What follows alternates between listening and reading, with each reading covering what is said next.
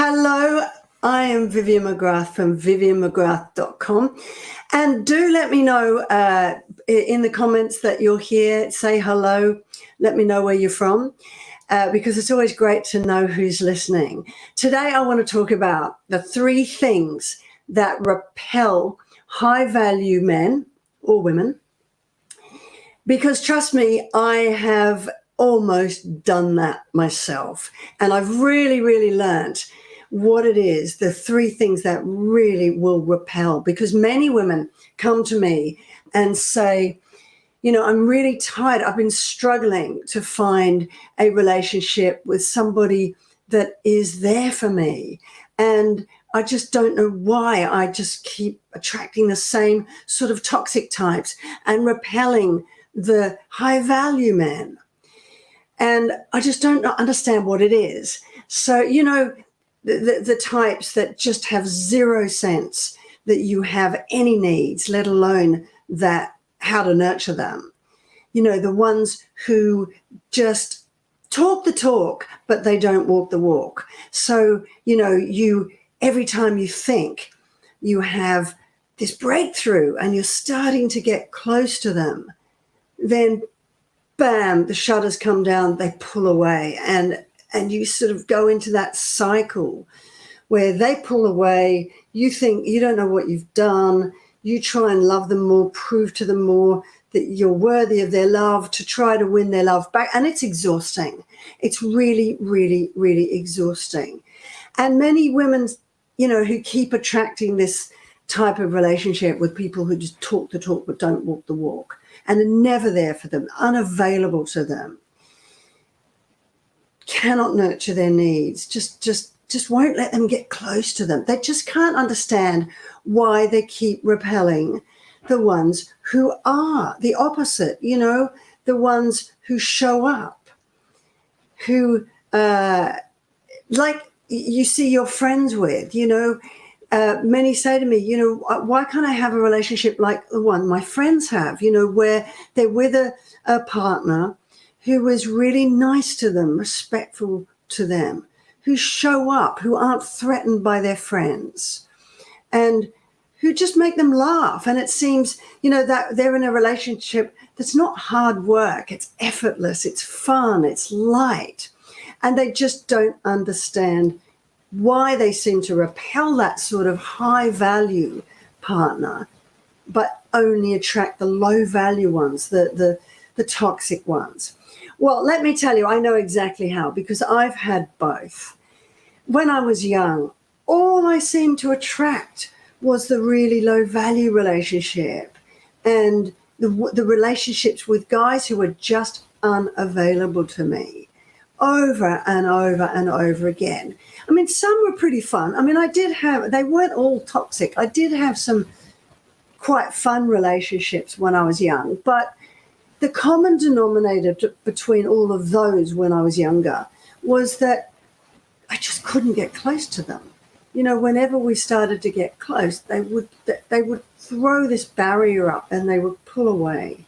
And I just never felt that close connection to them. It was absolutely textbook, emotionally unavailable, these relationships over and over again.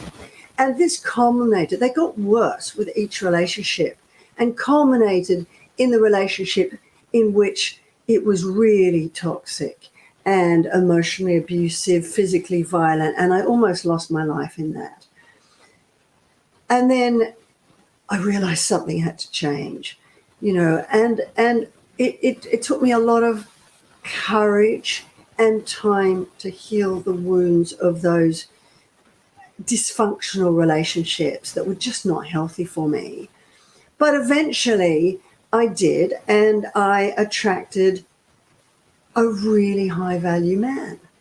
And he was someone who was self-assured, well-adjusted, very kind, very loving, very fun, easy to get along with. And here he was, completely easygoing and wanting to get close to me and wanting to get to know me and available to me. And I was really, really frightened. It was so terrifying because it wasn't what I was used to. And I started to just really fear it. I started to, the closer he got to me, the more vulnerable I felt and the more terrified I felt. And I started thinking, what's the catch? When is this all going to come crashing down? Have you ever felt like that? I just thought, when is this all going to end? This is too good to be true. This is so nice and so loving. And I felt so good when I was around him. You know, he loved my friends. He loved my family. He turned up to events with my family or friends. They all adored him. It was just so different to what I'd ever experienced. And I was so terrified because I just thought, what if I let him get close to me?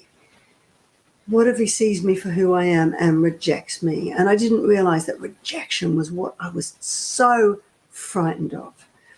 And I nearly sabotaged that relationship. I honestly did everything in my power to try and sabotage it and push him away and destroy that relationship. Because in my mind, I thought, I need to push him away and end this before he dumps me. This is the crazy logic that I had in my head. So trust me, I did everything, and I can tell you exactly what repels high-value men, because I did it all, and I nearly did destroy that relationship. You know, until, thank goodness, one day he said to me, you know, I'm not going anywhere. You can throw anything at me, but I'm not going anywhere because I really do love you, and I want to have this relationship for life. And I thought, oh, okay, fair enough. So then I really had to learn to surrender all my fears, trust, let go and trust. But I thought it would be really useful, you know, before that happy ever after, which I got, I thought it'd be really useful for you all to understand what are those things that I did that almost repelled my high value man. The first is that you tried to control them. You know, it was no surprise that I was in these relationships with damaged men who needed, in my mind, to be helped. They needed rescuing. They needed to be saved. They needed me to fix them. Because really, what was going on deep down inside me was I thought, I learned this later, of course, but I subconsciously thought, well, if they're so damaged that they need me to fix them, then they're never going to leave me. They were safe. They were a safe bet. They wouldn't leave me. They needed me. And I felt good in that role as the martyr, the rescuer, the fixer, the savior, because it also meant I didn't have to look at the fact that I had massive damage and problems within myself. But while I was focused on them, I could go, nothing to see here. I'm not the problem. It's them, you know, and that dysfunction was my comfort zone in a weird way. And I know many of you will know what I'm talking about. It's what you're used to. You're used to drama, roller coaster, emotional roller coaster relationships. You're not used to calm, nice, safe, available, someone who can get really close to you and see you truly for who you are, warts and all. It is so frightening. So I tried to control and fix, and I started to search for hidden flaws in my beautiful, available, high-value man. And there weren't any. I mean, of course, he's not perfect, but there weren't those really dysfunctional, damaged wounds and flaws, you know, and that I could fix. You know, a high-value man is self-assured. They know their self-worth. They don't need somebody else to fix them. And the more I tried to do that, the more it just put him off. He would pull back. He'd pull away from me. You know, the more I tried to control him, the more he'd pull away. And then that was even more terrifying because the less I could control him, the more unsafe and uncertain and scared I felt, so the more controlling I became. And I went into this really awful cycle of trying to control. Then as he pulled away, I'd get more vulnerable and fearful he was going to reject me and abandon me and leave me, so I had to control more to feel safe. Does that make sense? And honestly, controlling a man who doesn't need to be fixed is one very great way to repel them. They don't need that. They don't want you to be some mother who fixes them. They want a healthy adult that they can have an equal, balanced relationship with. So if you want to repel a high-value man, just step in the role of them controlling mother. And trust me, you will push them away. The second thing is that you're just too needy. And I was like that. Felt so scared with a high-value, available man that I wasn't used to, who was able and available to get close to me. It really scared me, and I became suspicious of it. I thought, what's the catch? When's this going to end? And therefore, I started to become really, really needy, needy of attention, needy of reassurance that I wasn't going to be dumped. I turned into someone I just wasn't. I didn't like, and it's not attractive. It's not attractive if you're someone who needs constant reassurance. I was so scared if he even looked twice at another girl, for example, and this wasn't in a lusty sort of way. If he just were walking on the street and he just sort of looked that way, I'd be convinced he'd clocked that girl and that he didn't find me attractive and he's going to leave me for her. I mean, just so mental. And it was that neediness that becomes really unattractive.